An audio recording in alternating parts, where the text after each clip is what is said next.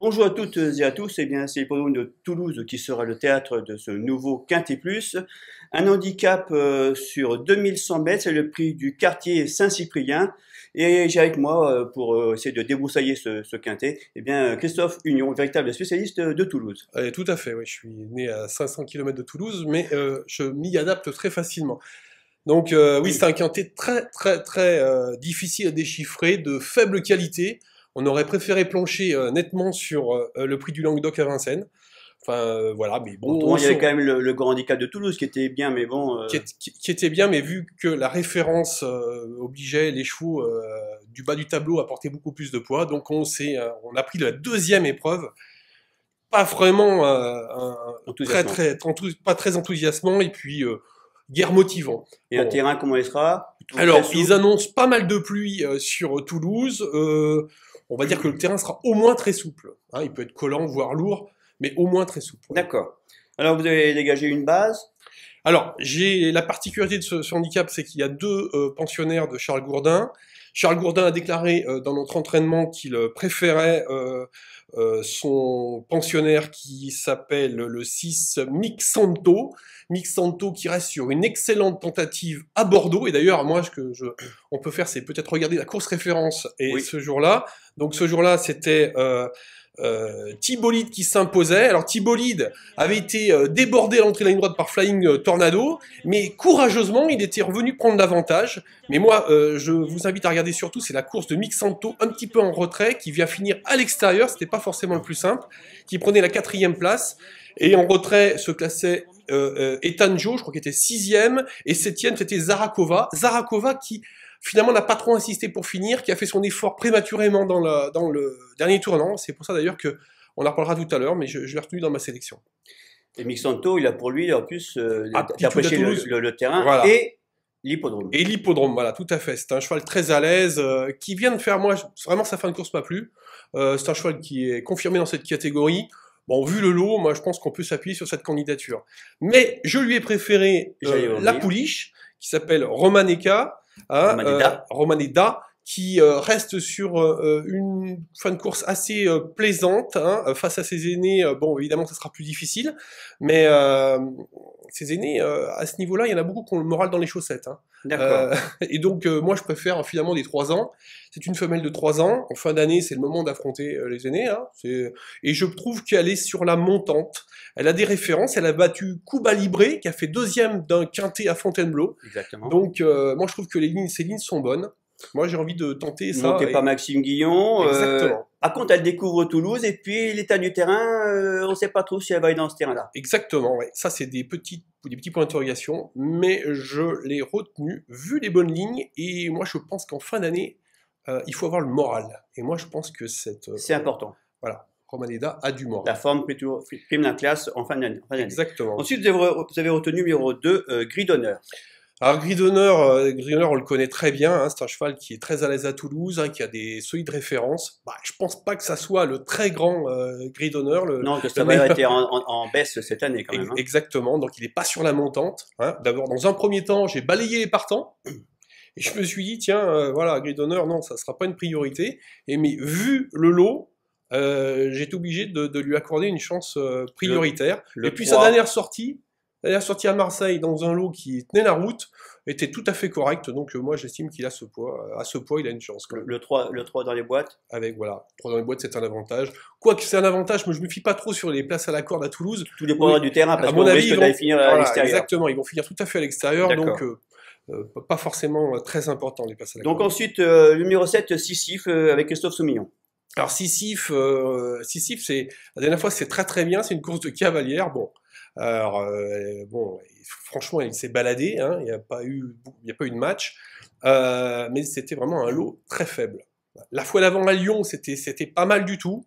C'est un cheval qui revient en forme. Il faut se rappeler qu'il a fait 2e du critérium, quand même, du critérium du Languedoc. C'était sur la piste de Toulouse, donc c'est un cheval quand même qui était assez estimé. Son entraîneur estime qu'il est revenu en forme. Donc, avec Christophe Soumillon, moi je pense que c'est... Il vaut mieux s'en méfier, d'autant qu'il va aimer le terrain. Et puis la forme, souvent en fin de saison, c'est très important. Donc ensuite, le numéro 4, Garlin Blues, avec Renan Thomas, qui est vraiment aussi en pleine forme. Voilà, Renan en pleine forme, c'est un cheval qui est très régulier, Voilà. voilà, c'est ça, on peut pas lui reprocher quelque Aptitude au chose. terrain lourd. Aptitude au terrain lourd. La dernière fois à Longchamp, c'était pas mal, et puis le terrain était très lourd, donc on peut penser qu'il Il doit va lui confirmer. aussi découvrir Toulouse.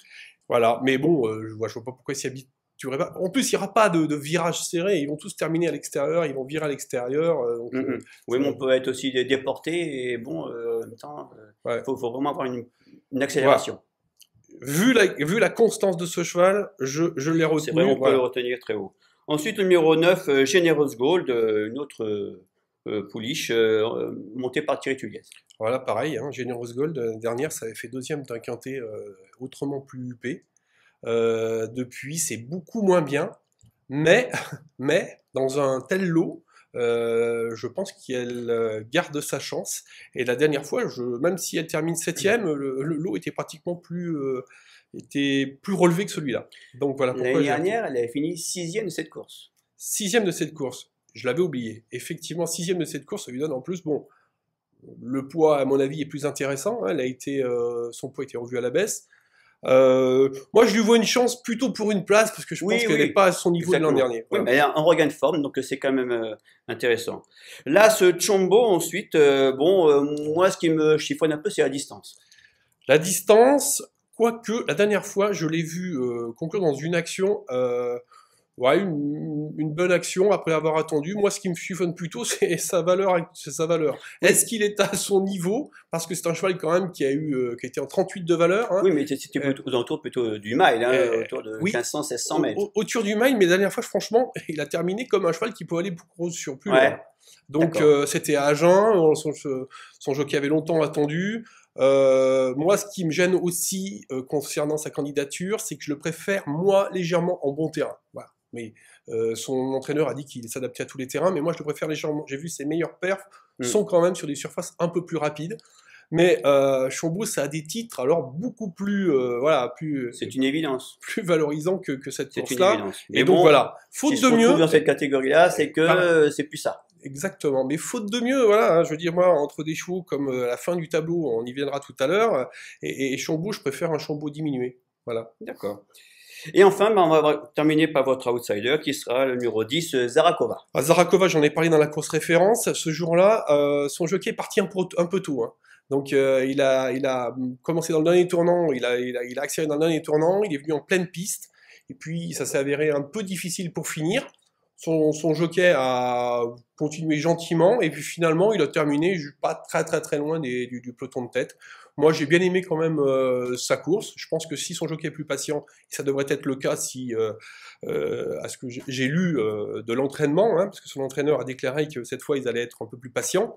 Je pense que c'est un cheval qui est capable de prendre une place. Voilà, pas beaucoup mieux. Mais comme d'autres, malheureusement, parce qu'il y en a beaucoup d'autres qui peuvent prendre une place, comme Zarakova. D'ailleurs, j'ai pas retenu Thibaulide, hein, qui a gagné l'épreuve référence, mais qui a 2,5 kg de plus. Et puis surtout, c'est un cheval qui souffle le chaud et le froid. J'ai pas retenu le 14 Etanjo, qui a tout à fait le droit de prendre aussi une place, hein, il était terminé devant quand même Zarakova, et puis le 15 Midway avec Stéphane Pasquier que j'ai pas retenu. Ce sont vos regrets. Ouais, on va dire j'ai beaucoup de regrets. Énormément de regrets. D'accord. Voilà. Donc on va récapituler votre pronostic. Oui, alors ça sera le 3, le 6, le 2, le 7, le 4, le 9, l'As et le 10, et j'ai une impasse. Moi je pense que là on peut y aller tranquille. Franco, c'est le 13 Silver Chick qui, moi, à mon avis, vu ce que j'ai vu lors de ces dernières courses, n'a aucune espèce de chance dans cette course. Et un conseil de jeu alors? Un petit conseil de jeu, c'est une course très ouverte. Moi j'aime bien les deux chevaux de Charles Gourdin. J'aime bien le 3 et le 6, moi je ferai un couplet avec le 3 et le 6, voilà. Mais j'irai guère plus loin, et bon, je les prendrai en base, hein, pour ceux qui ont la possibilité qui veulent faire des trios, ou prendre un base même dans un quintet. Je mettrai ces deux chevaux absolument dans les bases, parce que pour moi ils ont une chance prioritaire, et ils ont montré leur forme. D'accord, très bien. Voilà. Eh bien, merci à tous, et bon jeu à tous.